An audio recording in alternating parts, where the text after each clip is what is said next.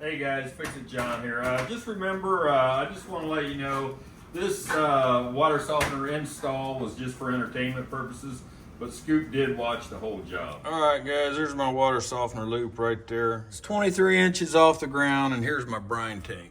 With the valve on it, it'll probably be like 66 inches. So I've got to move these this copper tubing all the way up here, unless I want to run a big old hose or something. I just wanted to show you what a water softener loop looked like before I got started, and I'll try not to make this video so long, but this house was built in '86, and ideally when they put in a loop, they put in a drain line, a cap drain line. So if in the future you ever do want to put a water softener in, the drain line is right here. I'm going to open this drywall up, and I have my fingers crossed, but I bet you there's no hidden drain line in there. So what I'm gonna have to do is do a lot of extra work. I'm gonna cut this drywall out and see what's... All right, there it is, guys. Doesn't look like they have a drain line in here at all. So here's what I got going on down here. I was going to run the pipe up inside the wall. It would have looked a lot cleaner. I got a fitting right here I don't want to fart with.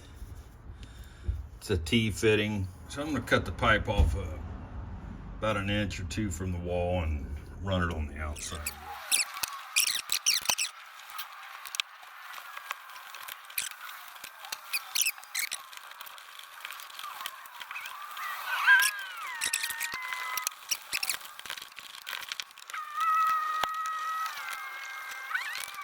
Hey guys, Fix It John here. This is where we're going to put the water softener, and the reason why I got this plywood up here is because this copper here, I got to bring it up here, and I'm going to fasten it to this plywood. I didn't want to put it into the drywall and it come out. And I'm also going to fasten my resin tank down this wall so it doesn't tip over on anybody. All right, guys, I'm going to fasten this hunk of plywood to the wall, and I don't know if you can see it, but right down here I have a ledger board to hold it for me. Keep it nice and level up here. Let's put one in at the top up here.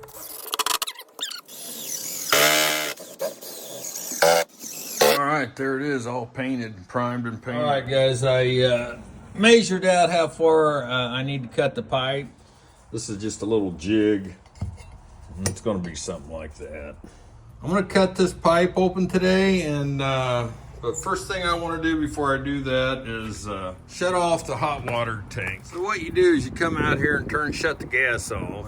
Just unplug it. Theoretically, this thing won't start unless there's water running through the pipes. All right, what I like to do first is shut the water off at the street.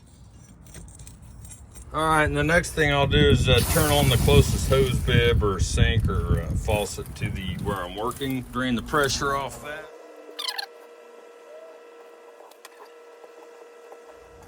There it is, water's coming out.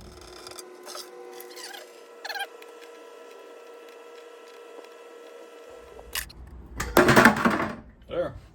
All right, guys, before we drain the water, we want to make sure which side is coming inside. You want to turn it on real slow. This is very important. We want to know which side's coming in and the return line. Okay, shut it off. All right, this is the coming inside, and this is the side that services the house. So this is coming from the street. This side. Open up that valve so you can suck out any hot water, cold water out of the plumbing pipe, so it doesn't continue to trickle out the pipes you're soldering. Just turn this one on here, both of them hot and cold, and you can hear it gurgling. That's what you want. All right, you see that running? I just went back to the back of the house and turned some more valves on. Get my handy dandy shop vac and hook it up to these pipes.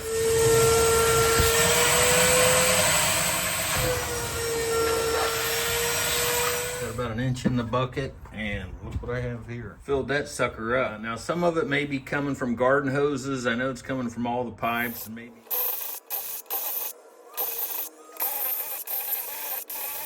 That stuff's on there. A couple spots here still. All right, guys, I'm just parting this thing together. All right, guys, I just wanted to show you something real quick. When you deburr a pipe, run your razor blade. This is what I do. I run my razor blade around it, and if I feel my finger hanging up on anything, you still need to run your razor blade around it to clean it up. Make sure it's a nice sharp razor blade.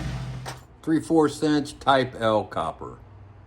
That's what you want to use above ground. You have a type K that they typically put underground. It's thicker wall and heavier duty. They also have a type M. It's a really thin wall. You really don't want to put this in a residential home. Use a type L unless you're going underground, then you want type K. All right, guys, there's my piping, pre-soldered and pre-fluxed. But I bought these brackets at Amazon, and there's other brackets you can use too, but these were adjustable, so these are the ones I got. Hopefully you can see that.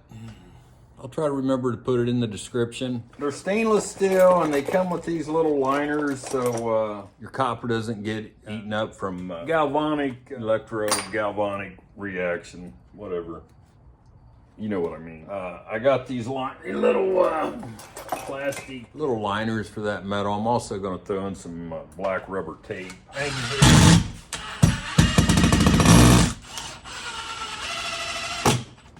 There's my solder, has silver in it. Okay, I'm gonna get some flux on it. But before I solder this, these joints down here, I'm gonna put that crossover in. These ball valves here, these are considered quick closing valves.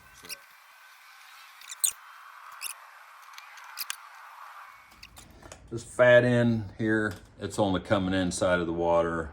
This narrow end is the going away side. You always need to put the hammer arrestor in south of your quick closing valve on the coming in side of the water. All right, guys, I put this fireproof blanket up, and I got it on Amazon. It's all closed up, but I don't want to scorch my paint job because I was soldering one time inside the house and there was a hole there.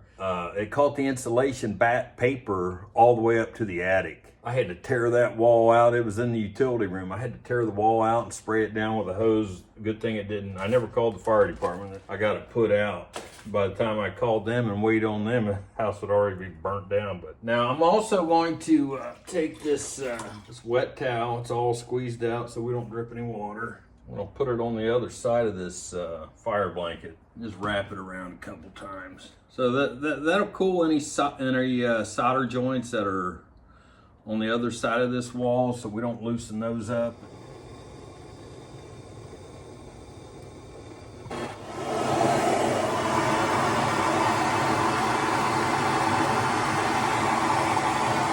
Well, that ran around pretty. That looked good. That's the way I do it. Well, my brother showed me that trick, so keeps the pipes cool. Now, as far as this goes, you could run PEX from this pipe all the way up.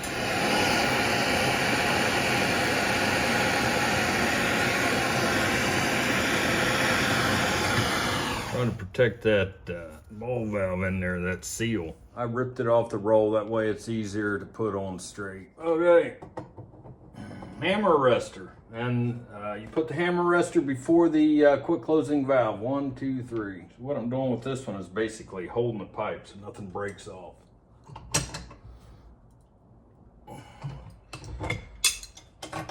That's the open position, that's the closed position. The water should flow in the direction of the handle. Now we're going to close these. But yeah, I know a water softener does come with a bypass valve, but if I get a leak from here to the bypass valve, I'll have those ball valves to shut the water off. So that is open. I got an estimate from a plumber to put it in for $1,800. And I know he wouldn't have done all this. He probably would have hooked some PEX up down here and called it good. All right, we're going to close that valve. That way no water comes out of here. And I figured $1,800 can buy a lot of baloney. Don't do any plumbing work unless you have a nice hot cup of Starbucks or any coffee. I've got this one, and then I have my backup here, so I'll be fine. All right, I'm going to turn the water on. All right, guys, there it's on. I can hear the air kicking through. All right, guys, no leaks, so I can come out here and plug in the hot water tank. And don't forget to turn the gas on. All right, guys. I have all the valves off, sinks, hoses, dry as a bone, thank the Lord. So I'm gonna put another set probably right here. So how to prevent corrosion in stainless steel and copper. You want to separate the metals with an insulator, and that's this little blue thing they gave us, but it's so thin I want to go over it. They don't create a galvanic reaction when they're coupled together. It's called isolating dissimilar metals, and that's pretty important that we do that. So I'll show you what I'm doing here. I'm just simply taking this black tape. This is not duct tape. It's like a rubberized Teflon tape. And these are stainless steel. You do not want them to touch at all. I'll just wrap it a couple times. Once the screws are in, you can adjust it. So you want to make sure it's adjusted properly before you screw this base down. All right, guys, remember this pipe here that we cut? Well, this served as a GEC, grounding electrode conductor. You should ground your plumbing. Take you a grounding electrode conductor and run it from here to here. This is your grounding electrode, and it's also grounded to your neutral and ground at your main service disconnect. So we want to ground it here and clean this off so we get a good connection. It will not only help stray voltage that you don't get electrocuted, so we no longer have that loop anymore to keep it connected, because it's going to be running through plastic now. This could help minimize maybe an electrocution during a lightning strike. And all we're putting on it are these 1/2 inch to 1 inch bronze ground clamps. You have to have a minimum 6 gauge copper wire. This is your grounding conductor. Put it in here and crimp it, or put it in there, tighten that end down. That goes in there. Now we're bonded again. So don't get these two confused. This one here is your grounding electrode conductor.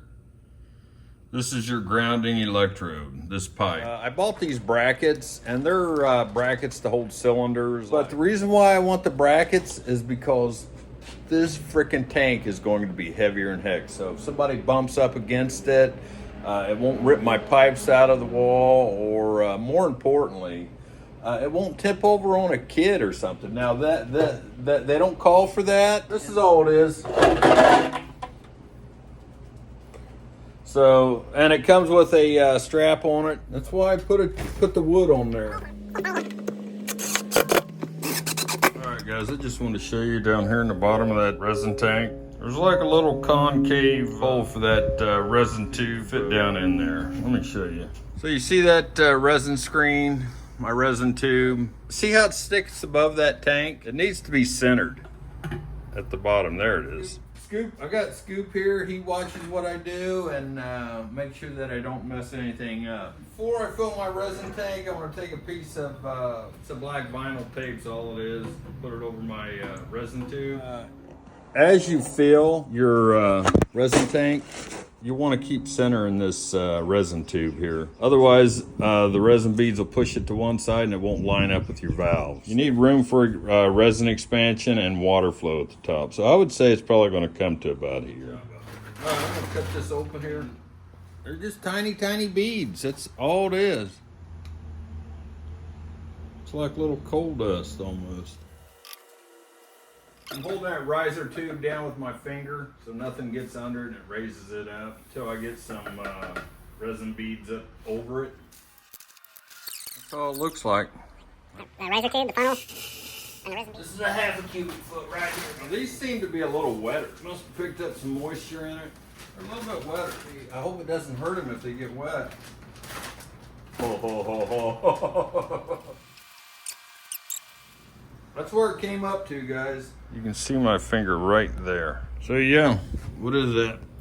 Let's say just over half. Guys, I just wanted to show you, the riser tube's a little bit over this side. That's not a big deal. It gives a little bit. And plus, once the water, the backwash and all that starts moving those resins around, it'll straighten up. Not a big, I mean, if it's all the way over here to the threads, you've got an issue, but this is it's a model 5800 XTR2. I really like Pentair products. I mean, originally this was a Fleck company, but Pentair bought them out, and The experience I've had with Pentair, like our pool pump, I put that in, it lasted forever. And any rubber O seals, that also goes for these seals on the back, and this big rubber seal that goes right here. You wanna lubricate that up with some silicone paste. Rubber loves silicone, and it'll help seal the fitting a lot better. This little resin screen, you want to take this resin screen and it screws right in here on the top there. See these keyways, and it'll lock right in there. Just put it in here. And there, it's on there. And you just want to put your resin screen over your riser tube and screw it on.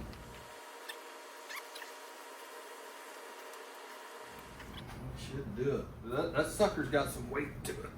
That's why I wanted to strap it. Also comes with a 12-volt transformer. I think I've already showed you guys this right here. Reduces 120 volt down to 12 volt. That's all the power that thing takes. Now how the setup they have you going with here, how this hooks up is this bypass fitting goes on here like that. And then this little short piece goes over these O-rings and on like that. Now look how long that sucker is. I'm not going to use this bypass fitting right here, only because I have a bypass fitting that I installed myself right there.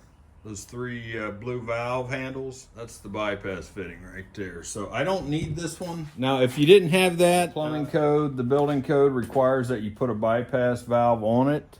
All right, guys, I'm going to take this 1/4-inch nut driver. I'm going to take both of these brackets out here, because I have this little nipple here that it won't slide back. It goes up under this. I'm going to take my silicone paste this time and just stick it inside of here. Now, it doesn't matter which way you put this on. This one can go this way, that way. I'm going to put it on where you can see the part number. And it just snaps right on. That's it. This little nipple goes up first. This little nipple here goes up under here. There. That's it. Now, all right, we're level. Good enough for government work.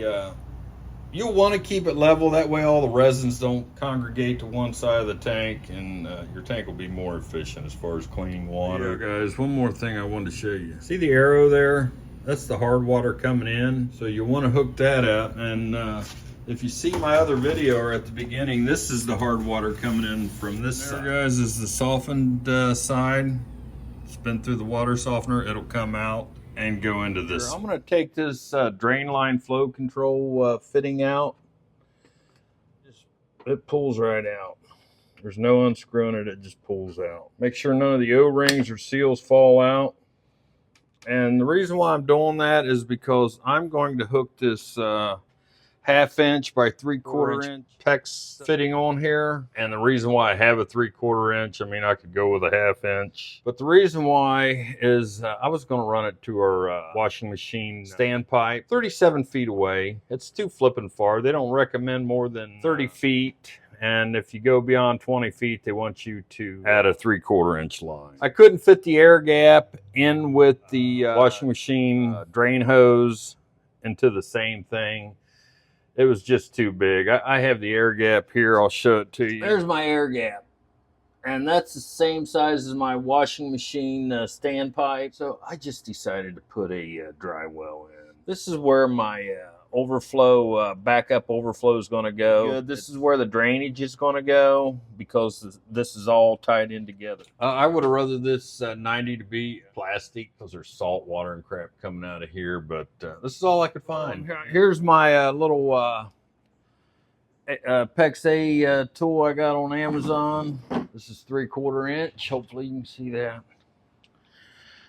And you just put it on here and screw it down. And you take your PEX line here. I kind of like this PEX stuff. I've got these shark bite fittings, and when you cut it, you want to try to cut that as square as you can. So you just put this on here, and it's 3/4 inch. Put that in there. So you just do this 8, 9 times until you get the heel of the end of that in there. And you got a couple seconds to work here. Push that all the way in, and then that pipe will close down on it. And it's watertight. And you can spin it by hand for the first couple seconds.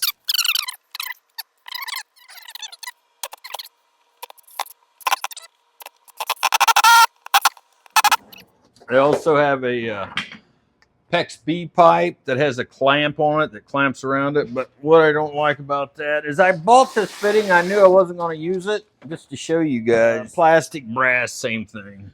See there? That's 3/4 inch. 3/4 inch thread, 3/4 inch inlet. The other PEX B type, that is their 3/4 inch. So it downsizes. It restricts the water. Repiping your homes 3/4 inch with PEX B, you'll want to go up to a full inch, and that way you'll actually have the inner diameter of a 3/4 inch. All right, guys, I'm making my last PEX connection. So before you do any of this kind of work, especially working with PEX, make sure you have a nice hot cup of Starbucks.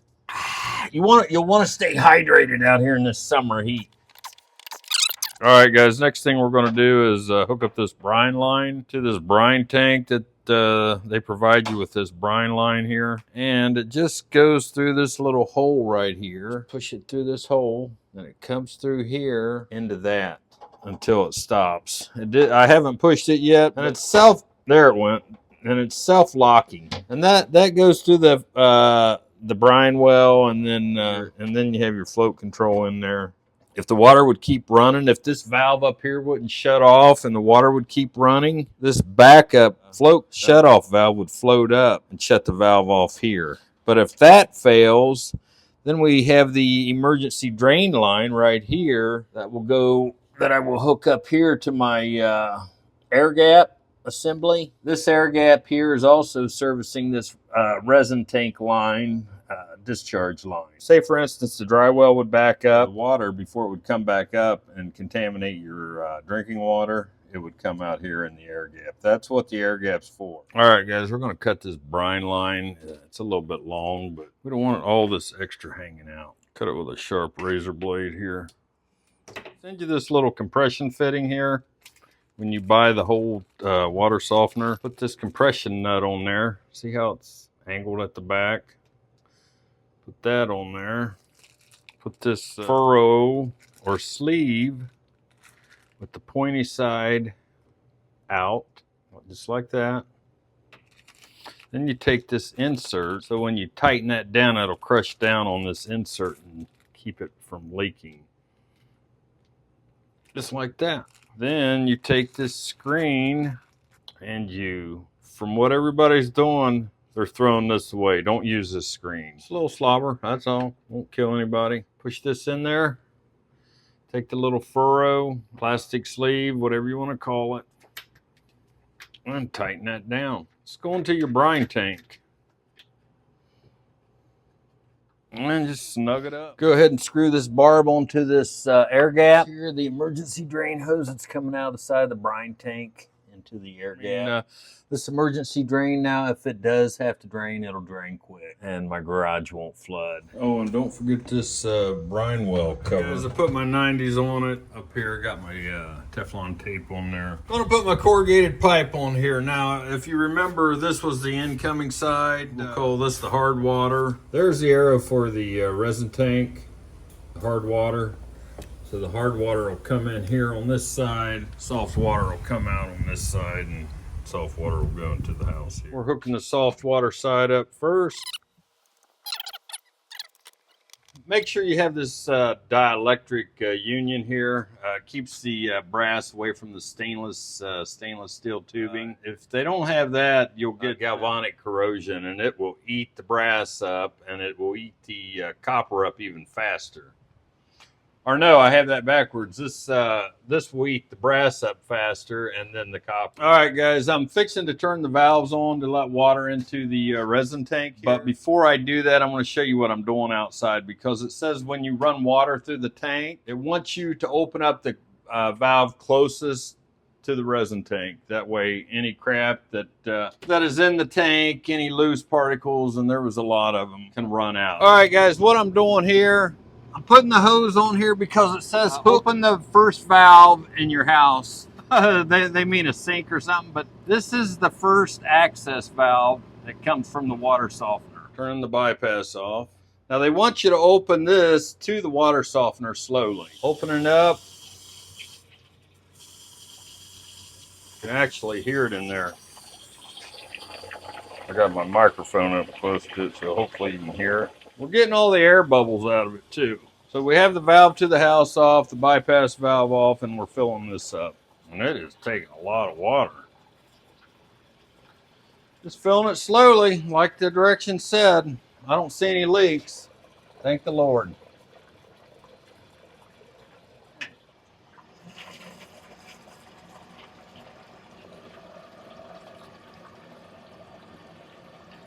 I can fill it here. I turned the valve about halfway. You can hear it. It's not running anymore.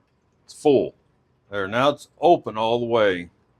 Hard water is open all the way. All right, so that resin tank filled up with water. We don't hear it anymore. This valve's on. This valve's still off, and the bypass is off.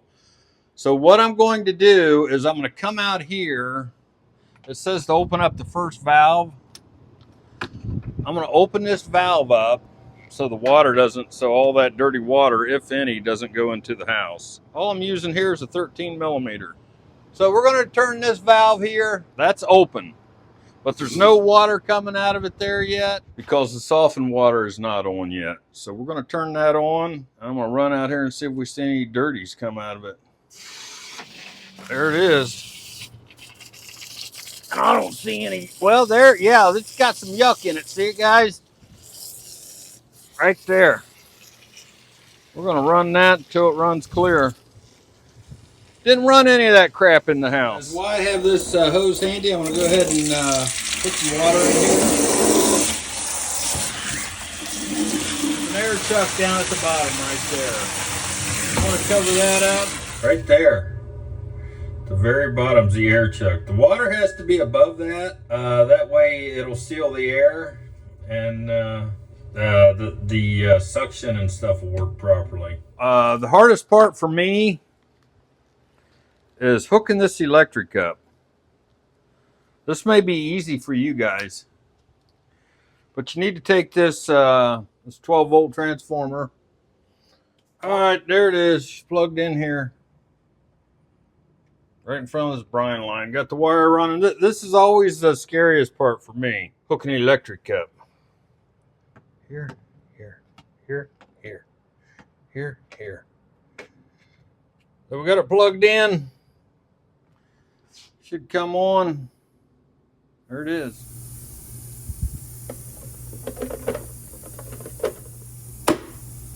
Just like the rich kids. All right, guys, I got 160 pounds of salt, so hopefully that'll do it.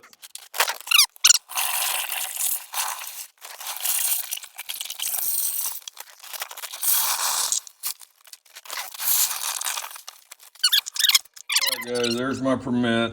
The inspector signed off on it and said he'd close it out. Just a couple things I want to show you what he pointed out. He did say that the job was better than most plumbers would do. Take everything I say with a grain of salt. I'm not a professional, but I'm just trying to build your guys' confidence to do it yourself. Like that I had the bypass valve put on the copper. He said usually they come with one. I was like, yeah, I know.